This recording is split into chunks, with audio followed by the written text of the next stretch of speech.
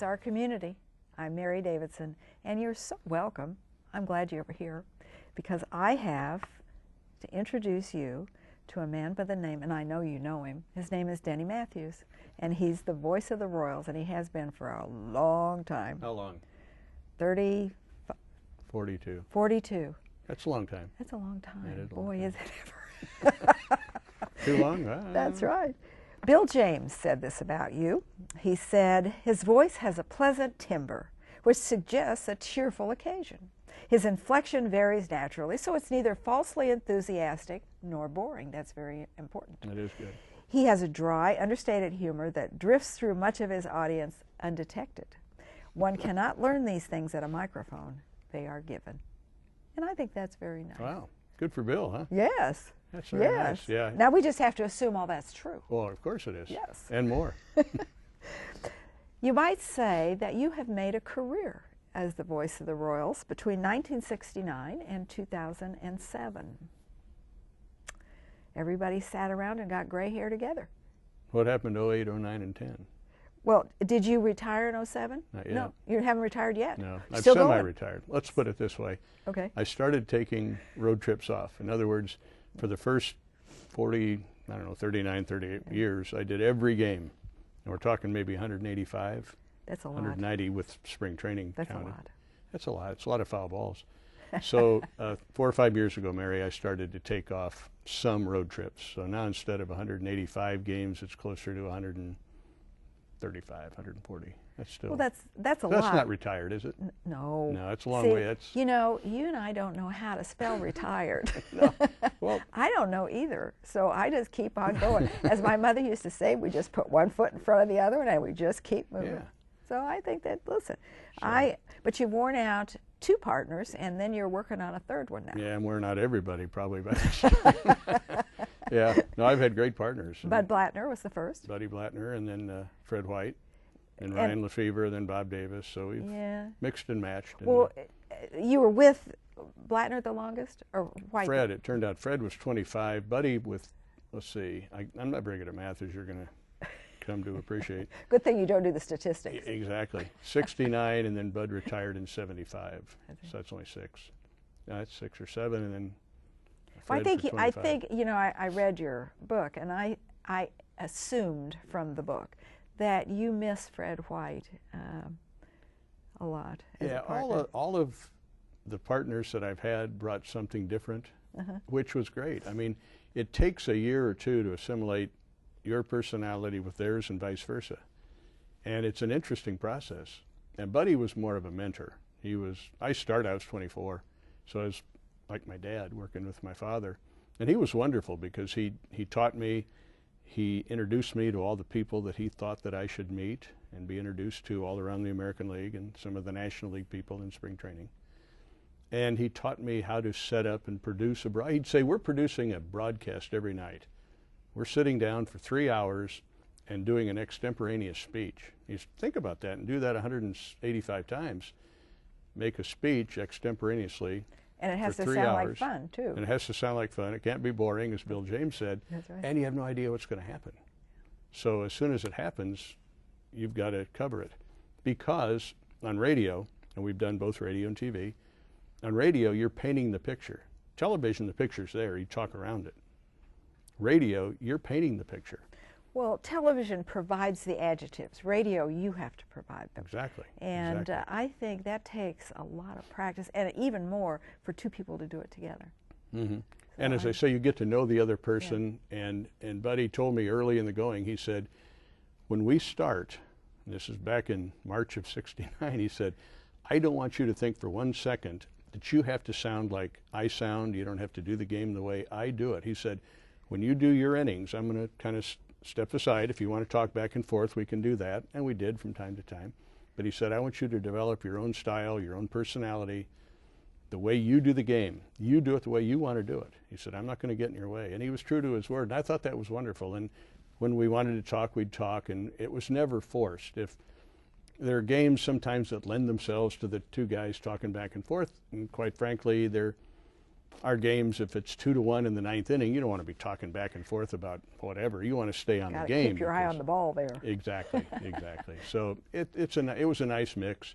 Fred White and I came from the same part of the country. We grew up in central part of Illinois, and we both had kind of the same sense of humor, and that was fun. That was 25 years. Ryan Lefevre, we worked together for 9 or 10 years. Mm-hmm. And Ryan's been here now 10 or 11 years. It doesn't seem possible, but he has. And when I met Ryan for the first time, and we really sat down when he was hired by the Royals, and we started comparing notes, Mary, it was eerie, because the further we went, the more we realized we are talking about each other. Our dads were very prominent in baseball. His dad was a professional player and manager. My dad had a chance to play professionally, but something called World War II came along, and so that took care of that. We both played baseball in college. We both learned how to play hockey at an older age, and we both enjoyed playing hockey. And we both joined a professional baseball team as broadcasters at a very young age. And so the further we went, the longer we talked, we got thinking, well, this is really weird, because so if this cut, is so you similar. both bleed baseball. Well, that too, yeah.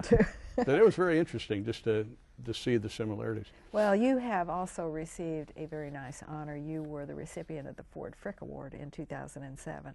Everybody doesn't win that award. No, and it's for excellence in your profession and for being outstanding in what you have done. And I think that's wonderful.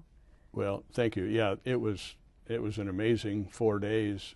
It's the highest honor you can get. I started thinking about it, and all the broadcasters, and I think there's some 30 now that have gone into the Hall of Fame in Cooperstown, and most of those that I was familiar with from a very young age. In fact, I grew up with listening to. My dad was a Cardinal fan, so Jack Buck, Harry Carey, Joe Garagiola, the St. Louis Cardinal group were the ones that I was most familiar with. And in Central Illinois, there are a lot of Cub fans, and I could hear the Cubs games. And then once in a while, the White Sox. I was more National League than American. Well, you have to be dedicated to be a Cubs fan. You must. Oh, absolutely. Yeah, among other things. Yeah.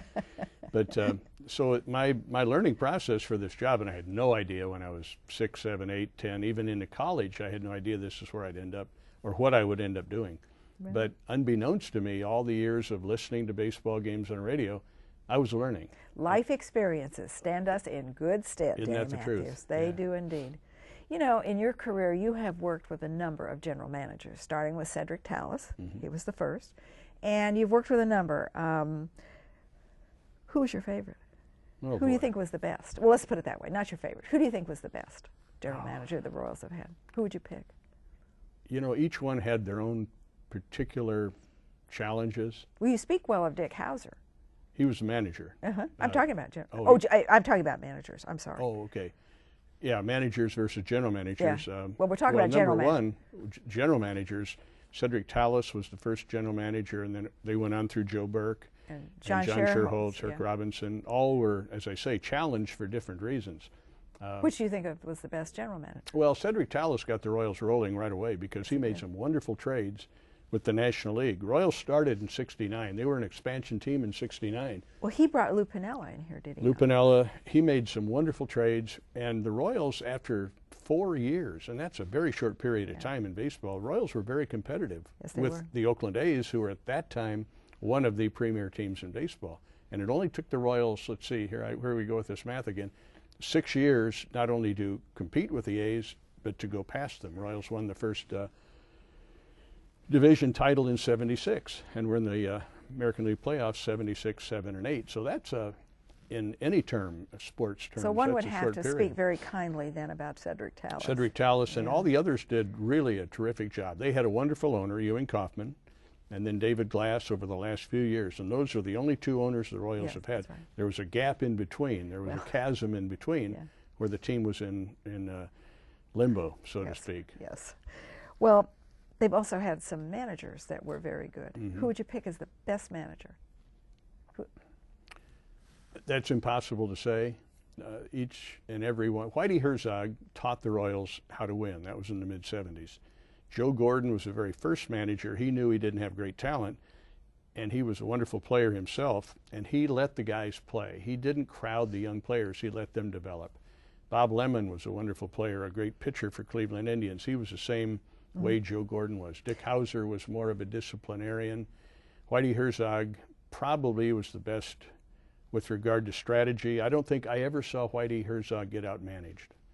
And then there are others. Now, he was 1975, right? Whitey came here in 75. And they fired him in 79 when Right. the Royals finished in second place. Yeah.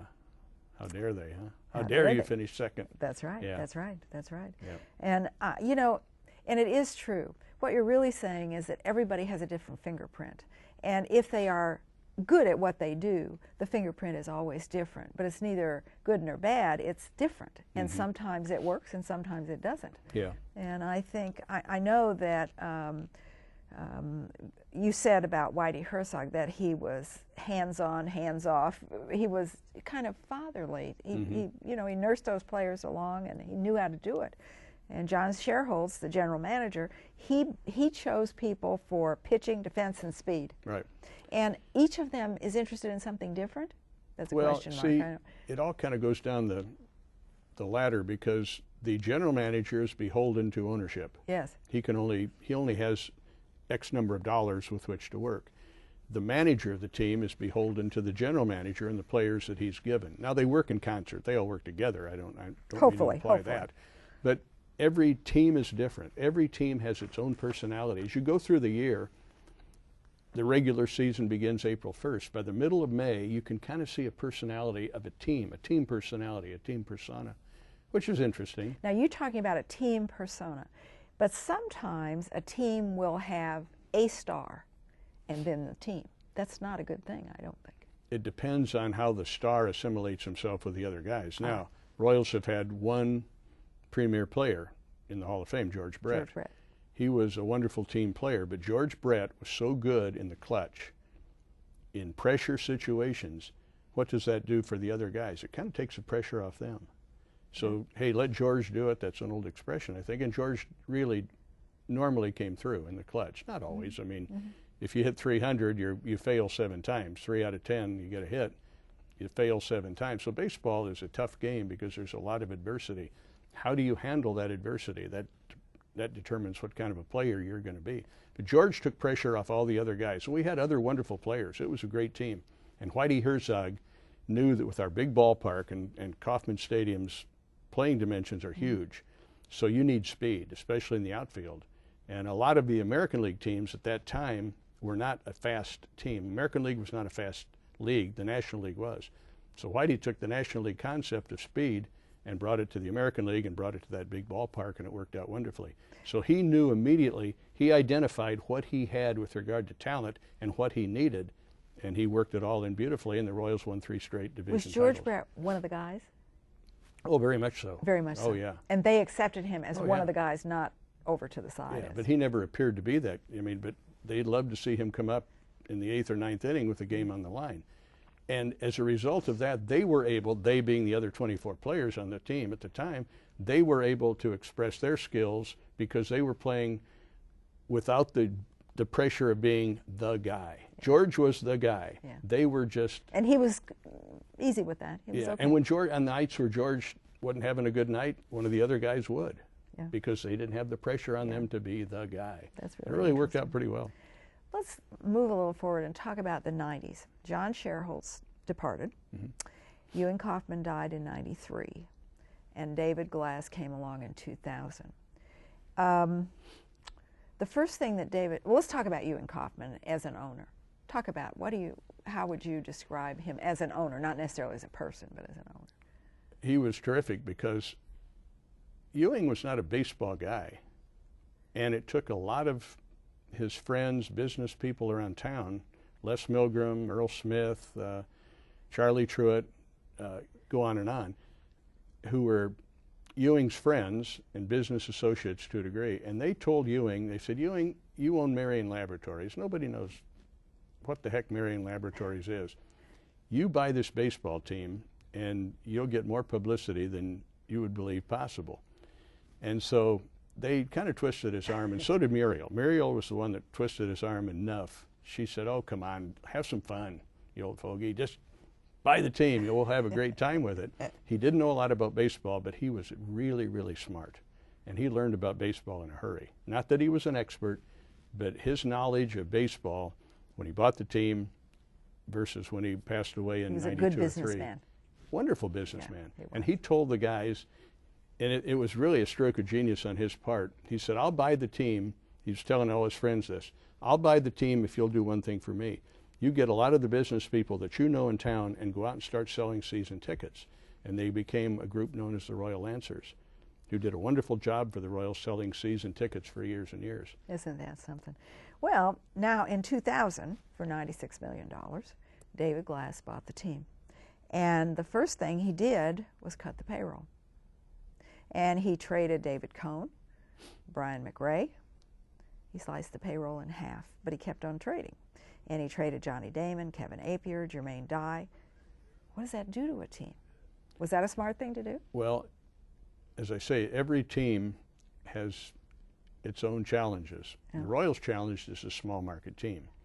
So unlike the Yankees, the Red Sox, the Cubs, the Dodgers, the big metropolises who rake in millions of dollars, TV contracts, radio contracts, and other things, the Royals, San Diego, Minnesota to a degree, they really don't have that advantage. So you're beholden again to your income. And so you did think he did the right thing? he had to. There was no choice. Oh. Well, the general manager is the one that ultimately makes the deals, of course. But the thing is with free agency, and the players' union is so strong, very strong. Guys that you just named know that when they're now free agents, they're going to get, let's say, from the Boston Red Sox, a $36 million 5-year deal. The best the Royals can do is offer them a 4-year deal for $22 million. Well, where are you going to go? Are you going to go to Boston? Or are you going to stay in Kansas City? Well, it's the old saying, money talks. And it's not that those guys didn't want to stay. It's not that the Royals didn't want to keep them. It was just a simple economical fact that they couldn't. And they knew that unless they traded them, they would just walk, and the Royals would get nothing in return. If you trade them, at least you get something back. You get some young players who might develop into good players. So you come to that point in time when the free agency is looming for these players, you have to trade them. Otherwise, they walk away and you've got nothing to show So you for have it. to find a manager that's good with young players. Well, sure. Yeah. Yeah. And they all are not. Yeah. And the young players have to get better. Now, that's been our problem lately in the last few years. Because we've not been that good, we've drafted very high, so we're getting high draft choices.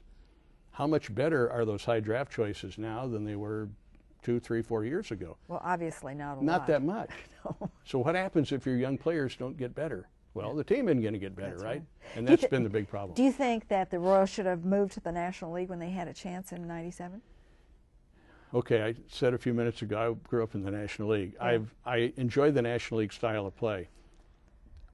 It would not have been the right move at that time, Mary. The Royals at that point did not have an owner. Mr. Kaufman had passed away. David Glass did not own the team at that point. And there was this, like I said, there was Well, this that was an interesting big ravine. purchase. Yeah, that was. Big ravine in between. And the team was really in a trust, and nobody was at the helm of the ship, Nobody so to was speak. driving. So Yeah, everybody's that's kind right. of, flopping around trying to figure out what to do. That was a very difficult time. Herc Robinson was the general manager at the time, and he did a wonderful job of keeping the ship afloat, to be honest. And the team then gradually, David Glass buys the team, and you move from there. But that was a very, very difficult time between Mr. K and David Glass. So 76 to 85 probably were the salad days, as they say, for the Royals. And I know that in these 40-some years that you've been the voice of the Royals, you've seen some funny things happen. What are some of the funny things that you've seen happen that you can recall? Well, me behind the microphone, just a few laughs. Some intended, some not. Oh, we've had, you think of a few years ago, we had a first baseman named Ken Harvey. And not to get too technical with this, but I'll try to create a picture. That's my job, after all. That's right. That's right. The adjectives are yours. Yeah. Well, I don't know who we were playing. It doesn't matter. But Ken Harvey was playing first base, and the opponent had a couple of runners on base. And somebody hit a ball into the right field corner. Now the runners are running around the bases. Well, the first baseman is the cutoff man. In other words, he stands between the catcher and the outfielder throwing the ball back to the infield. If, in the catcher's opinion, they have a chance with the throw coming in from the outfield. If the first baseman doesn't cut it off or catch it, the throw goes through to the catcher, and you can tag a runner out at the plate. You save a run. If the catcher feels that those two runners are going to score, and there's no reason for the throw to come to the plate, well, the guy that hit the ball now has rounded first base. If the first baseman cuts the ball off, if that guy tries to go to second, they can throw him out. If the throw goes all the way through to the catcher, that guy who hit the ball can go to second base pretty much unimpeded. So the catcher has a responsibility. If he doesn't think that they can get the two runners at the plate, he will yell, cut. And the first baseman will cut the ball off, catch it, and then make sure that that guy who hit the ball stays at first. Okay, the first baseman has to set up right in a line with the outfielder and the catcher, facing the outfield, because the ball's coming toward him, right? Well, Ken Harvey on this afternoon was facing not the outfielder, he was facing the catcher. Here comes the ball in from the outfielder, and it hit him right in the middle of the back and dropped, and runners move on and two guys scored. That was it. And from the time you're 7 years old and you start to figure out how to play the game, the cutoff man normally faces the outfield where the throw's coming from. And they always say, hit the cutoff man. That's one of the rules for the outfielders. Say, hit the cutoff man. Make sure the ball is accurate so he can make a play. And with Ken turned toward the catcher, I said in the air, that gives a whole new meaning to the term hit the cutoff man, because they hit him right in the middle of the numbers. So that was one of the most bizarre, unusual, as it turned out, pretty funny things. That was kind of like wrong way Corrigan. Oh, yeah, but I have no clue. I have no rhyme. I mean, if somebody asked him after the game, Ken, what were you doing? I don't know. I have no idea. And he was a pretty smart guy. He was from Nebraska. He played college baseball. That is so funny. Stuff happens. Who do you think, you've been doing this, you've seen a lot of players come and go. Who was the best player, all-round player that you have seen in these years? If you had to pick one. Or you can pick two. I'll let you do that. Okay, we're just going to stay with the Royals, right? Yes, okay, please. I've got a pat answer for that. Okay. Pat answer is, if I could go to the ballpark and watch Willie Wilson go from home plate to third, the way he ran. He was a wonderful runner. If I could watch George Brett go to bat 5 times, if I could watch Frank White field ground balls at second base and turn a couple of double plays, if I could watch Dennis Leonard or Steve Busby make the start as a pitcher and Dan Quisenberry or Jeff Montgomery come in to finish the game, that would be a pretty good night at the ballpark. So that's a... It's a composite, and I think that, composite, I think that's wonderful. But if you saw those guys do all those things in one game, well, you got your money's worth. You got your money's worth. Some of the players have done some kind of interesting things. George Brett hit a home run pitched by Goose Gossage in Yankee Stadium, and therefore the Royals were propelled into the World Series. What a wonderful, I mean, George Brett hit the ground running. Yeah. Well, George was, when he was in the minor leagues, nobody predicted a Hall of Fame career. He was a player in the minor leagues. But George was driven, and he was a hard worker, tough mentally. And that's why he was so good in pressure situations. In fact, I would go so far as to say, and it's not a stretch at all, he was the toughest player mentally that I've ever been around. He was tough. He had that focus. Tough mentally, great focus, great concentration, loved to accept the pressure situation. Some guys in all sports accept the pressure situations. They're good in the clutch. Some guys, I'm not sure I want to be at the free throw line with the game on the line. I got to shoot 2 free throws. I'm at the plate with 2 guys on base. It's a game situation in baseball. I'm not sure I want to do that. George said, bring him on. Bring it on, yeah. And he was, so good in the clutch. And I do remember that home run that he hit, by the way. Yeah. How about Brett Saberhagen? He was a phenom because he was very, very young, 20, I think, when he got to the big leagues, but you would swear when you watched him pitch he was 30 or 31, had been in the big leagues for 10 years. Yeah, he was a very good athlete. Are these people tall, particularly pitchers? Tall? Oh, boy, the pitchers are now. But they are Saberhagen, now. Oh, my gosh. Yeah, it's funny, too, Mary, because left-handed pitchers are a different breed. I mean, it doesn't matter if left-handed pitchers 5'7" or 6'7", but a right-handed pitcher now in the big leagues, teams aren't even going to look at a right-handed pitcher unless he is 6'2", 6'3", or taller. So, yeah, Saberhagen wasn't that big. He was 6'1", maybe 2. Yeah, 6'2". But a good pitcher. Good pitcher, good athlete, had a wonderful idea of what he was doing at age 20. He just had a feel for the game. He had a feel for pitching. Amos Otis.